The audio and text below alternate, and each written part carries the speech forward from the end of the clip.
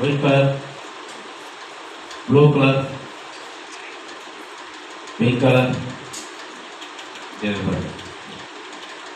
குச்சியை தொடுது. சரி, இப்போ எப்படி நான் சொல்ல கரெக்டாக தொடுறாருல. சரி, இப்போ அந்த இதை நீங்கள் கண்ணில் வச்சுக்கணும். ஸ்டிக்கர் இப்போ கலரை கரெக்டாக நீங்கள் இண்டிகேட் பண்ணணும். ஒயிட் கலர்,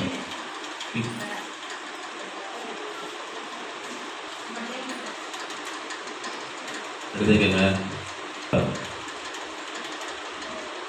சரி, கரெக்டாக என்ன பண்ணாரு, இண்டிகேட் பண்ணார்.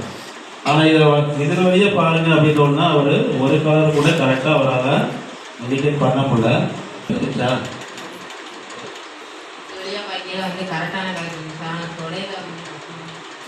இந்த வழியை பார்த்தாரு, கலர் தொடும் போதுதான் கரெக்டாக தொட முடியல. அது ஏன் சார், நான் ஒயிட் இங்கிட்டு தான் வச்சேன், இங்கிட்டு வைக்கவே இல்லை. நீங்கள் சொல்றது மாதிரி நம்ம கண்ணாடியில் பார்க்கும்போது லெஃப்டில் கையை தூக்கணும்னா ரைட் கை மாதிரி தெரியும், ரைட்டில் தூக்கணும்னா லெஃப்ட் கை மாதிரி தெரியும். நீங்கள் சொல்கிறது கரெக்டு தான். ஆனால் நான் இவர் சொல்லும் போது எல்லா வாட்டியும் சொல்லும் போது இந்த பொண்ணு தான் கொண்டு வந்தார். ஒரு வாட்டியாவது அந்த பொண்ணு கொண்டு போனாரா? இல்லை, இந்த மிரரில் என்ன நடக்கும் அப்படின்னா ஒளி விலகல் நடக்கும். ஒளி விலகல் படிச்சிருக்கீங்களா? அது என்ன நடக்கும்?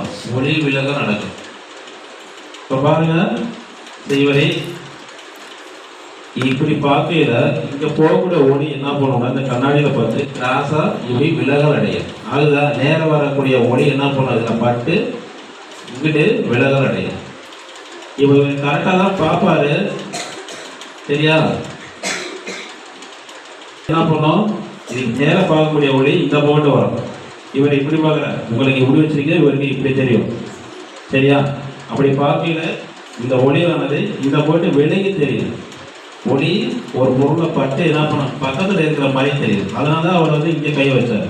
கிளாஸ்லாம் தண்ணியை ஊற்றி அதுக்குள்ள பென்சில் போட்டீங்கன்னா நேராகவே தெரியாது, கட் பண்ணுற மாதிரி தெரியும், வளைஞ்சிருக்கிற மாதிரி தெரியுது. ஏன் அங்கே ஒளி விலகல் அப்படின்ற ஒரு கான்செப்ட், அந்த கான்செப்டுக்கான ஒரு மாடல்.